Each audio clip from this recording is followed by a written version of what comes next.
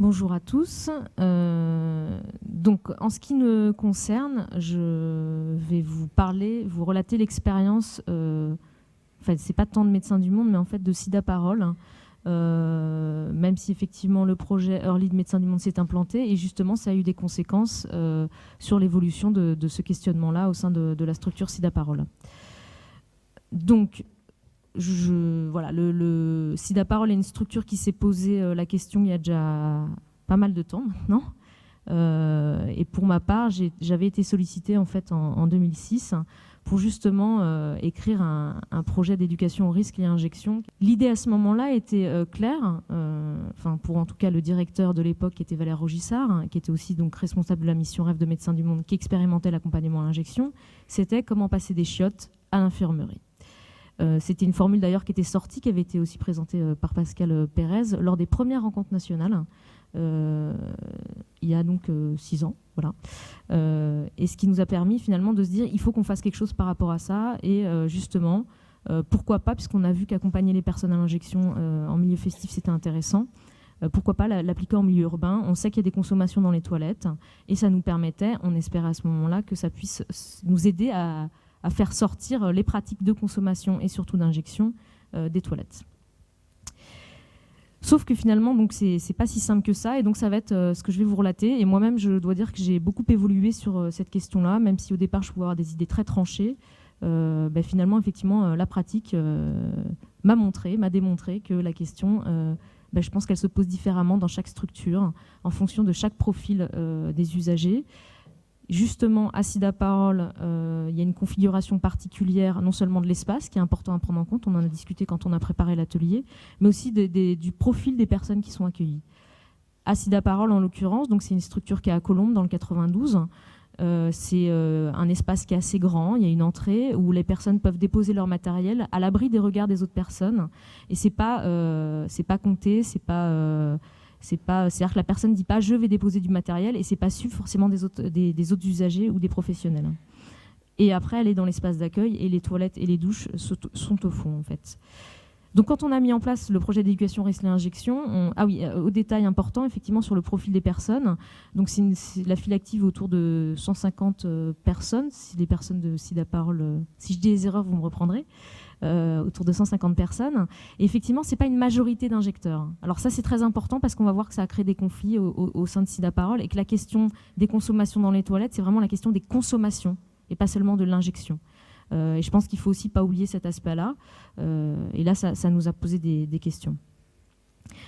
Donc, on met en place le projet Early, ça semble simple, on propose des accompagnements à l'injection, sauf qu'en fait, les personnes qui sont à SIDA Parole, ce sont aussi des personnes qui ont à peu près la quarantaine, qui ont une pratique de l'usage de drogue assez ancienne et qui ne sont pas du tout habituées à ce qu'on leur parle tout à coup. Elles leur disent « Ah mais si, viens nous voir, tu peux injecter devant nous, on peut en discuter ouvertement. » Voilà. C'est pas si simple de s'injecter devant quelqu'un. Déjà ça l'est pour personne et je pense que pour ces personnes accueillies à SIDA Parole ça l'est encore plus. Moi qui travaille aussi à Gare du Nord, je vois une différence, pas pour toutes les personnes mais en tout cas à SIDA Parole c'est très compliqué de parler usage de drogue et ils n'étaient pas habitués à ça, donc du coup on a eu beaucoup de mal en fait à proposer aux personnes de sortir des toilettes et de venir injecter devant quelqu'un. On a aussi réussi un tout petit peu avec quelques personnes, mais finalement, oui, c'est se prendre la tête, c'est remettre en cause ses pratiques. Tout le monde n'a pas envie de ça. Et puis, on n'a peut-être pas envie de se prendre la tête à chaque fois qu'on fait une injection, quand c'est une pratique qui est quand même très régulière. Et donc, on a aussi eu des personnes qui disent oui, je vais faire une injection, mais non, j'ai pas envie de me prendre la tête, là, je suis pas là-dedans, c'est bon, et du coup, je retourne aux toilettes. Résultat, c'était pas satisfaisant, et en plus, on a un peu bousculé les usagers ou sur une pratique qui est taboue, et quand on bouscule quelque chose de tabou et d'interdit, on ne peut pas en parler, forcément ça réagit par des actions un peu provocatrices en fait. Et ce qui s'est passé, c'est que peut-être que les consommations dans la boutique qui a peut-être lieu avant en fait, ont pris un peu plus de visibilité. Et ce qui était aussi questionné, c'était qu'effectivement, à parler d'injection, c'est une pratique taboue de parler d'injection, surtout pour ce public-là. Il y a beaucoup de sniffeurs, de fumeurs. Oui, vous accompagnez les personnes qui injectent, mais qu'est-ce que vous faites pour nous? Pourquoi on n'a pas d'endroit pour sniffer? Et moi, si j'ai envie de fumer mon sub ou mon pet, qu'est-ce que je peux faire? Donc c'est venu, enfin voilà, ça c'est ce qui est venu questionner l'équipe, et que ce soit Sida Parole ou Médecins du Monde, enfin je pense qu'on réfléchit vraiment ensemble. Donc, et puis après, ce qui s'est passé, c'est qu'effectivement, au sein de l'équipe, c'était pas simple d'accepter le dispositif proposé par Médecins du Monde, qui était considéré comme trop au seuil. Du coup, certaines personnes de l'équipe étaient plus engagées que d'autres sur la question. Donc, certaines se sont dit, bon, on va quand même s'arranger. Alors oui, ça se passe pas vraiment selon le protocole qu'on a défini, mais on va faire autrement. Et résultat, au sein de l'équipe, finalement, il y a eu des positions différentes. Ce que je comprends complètement. Parce que chacun, on peut avoir des frustrations à ce que ça avance d'une certaine manière ou d'une autre. Mais résultat, voilà, à pas proposer un cadre partagé par l'équipe, là aussi, ça crée des tensions entre les usagers et entre les usagers et l'équipe. Ça peut aussi créer des jalousies en disant oui, mais avec telle personne, on est plus souple sur le cadre, avec telle autre, on n'accepte pas, et voilà. Mais en même temps, petit à petit, ce que ça a permis de faire, c'est que ça a permis de questionner les pratiques des personnes et de remettre la question des consommations, quelles qu'elles soient, dans les discussions. Alors du coup, il y avait d'un côté Early, d'un côté des accompagnements qui se faisaient, de l'autre côté des injections ou des consommations qui se faisaient dans les toilettes. Et c'était de se dire, non, ça va pas, c'est pas Early d'un côté, le reste ailleurs. Ça veut dire qu'il faut réadapter les cadres. Excusez-moi. Alors après, du coup, c'était aussi à un moment donné des réflexions d'équipe, et encore une fois sur cette disparité, en fait, il y avait une partie de l'équipe qui disait si ça se passe dans les toilettes, vaut mieux que ça se passe dans les toilettes qu'ailleurs. Effectivement, comme l'a dit Céline, c'est une expression qui est souvent utilisée, c'est pas vu, pas pris. Mais à un moment donné, quand c'est trop affirmé, c'est compliqué parce que ça place l'équipe dans une position très schizophrénique, en fait, je trouve. Parce qu'effectivement, le cadre de la loi, il est toujours là. Donc moi, à la base, j'étais quelqu'un qui était plutôt pour dire oui, des conteneurs dans les toilettes, on y va, et voilà. Et finalement, j'ai fini par comprendre cette position et la difficulté que ça posait aux équipes de se dire ah oui, mais attends, moi mettre des conteneurs dans les toilettes et dire pas vu, pas pris, vas-y, ok, ça veut dire qu'on peut consommer dans les toilettes. Oui, mais non, en soi, on peut consommer nulle part de toute manière. Donc, et en même temps, c'est pas non plus aux équipes de fliquer les espaces des toilettes. Et des fois, c'est un peu devenu ça. C'est surtout les usagers qui du coup provoquait l'équipe en disant vous nous fliquez, vous nous regardez ce qui se passe, alors que c'était pas l'envie, l'équipe n'avait pas envie de ça, mais en tout cas s'inquiétait éventuellement d'incidents dans les toilettes. C'est surtout ça, et de se dire s'il y a des consommations dans les toilettes, au final vous faites ce que vous voulez dans les toilettes, mais en même temps on sait que c'est pas un lieu idéal et peut-être que c'est un prétexte pour travailler les pratiques. Ils n'ont pas forcément envie de ça. C'est compliqué, on a des objectifs différents entre les acteurs, entre les usagers. Et c'est compliqué de satisfaire tout le monde.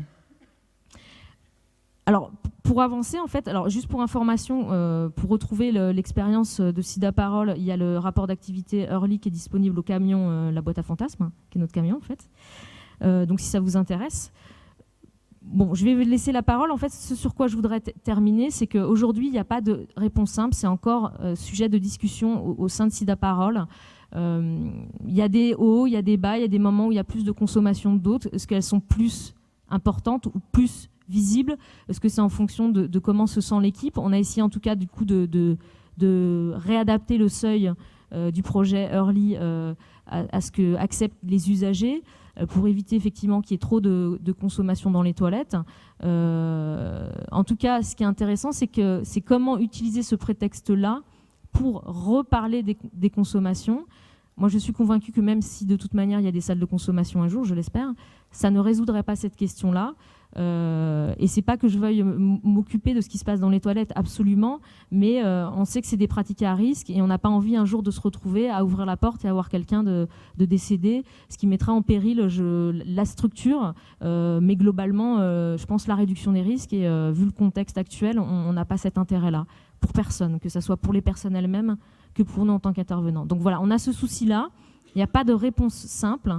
Je pense qu'à Sida Parole, je suis contente qu'on n'ait pas de conteneurs dans les toilettes, c'est quelque chose que je comprends, qui est trop compliqué à gérer, donc on sait qu'ils peuvent déposer leur matériel discrètement. Ils ont changé avant on donnait du matériel n'importe quand dans la journée, et voilà, et finalement aujourd'hui ils décident de le donner qu'à la fin. Ça facilite certaines choses, il faut essayer de trouver une cohérence en fait Et je pense que ce que ça a permis aussi au sein de l'équipe, et ça je suis très contente d'être assise à parole pour ça, c'est qu'on peut en parler. Et je pense que le plus important déjà, c'est d'en parler. Et que je pense que pour personne, c'est simple à gérer. Et déjà de pouvoir que chacun puisse au sein de l'équipe s'exprimer et dire voilà, moi je m'inquiète de ça, moi j'ai envie de ça. On n'a pas forcément les mêmes envies, on n'a pas forcément envie de faire de l'accompagnement à l'injection, c'est pas possible partout. Mais voilà, c'est comment, même si vous ne faites pas d'accompagnement à l'injection, c'est comment on peut essayer d'en parler dans l'équipe pour voir comment on peut gérer cette question-là de manière pragmatique, en respectant les personnes, ce qu'elles font et ce qu'elles peuvent y faire, notamment dans les toilettes, quoi que ce soit, quoi.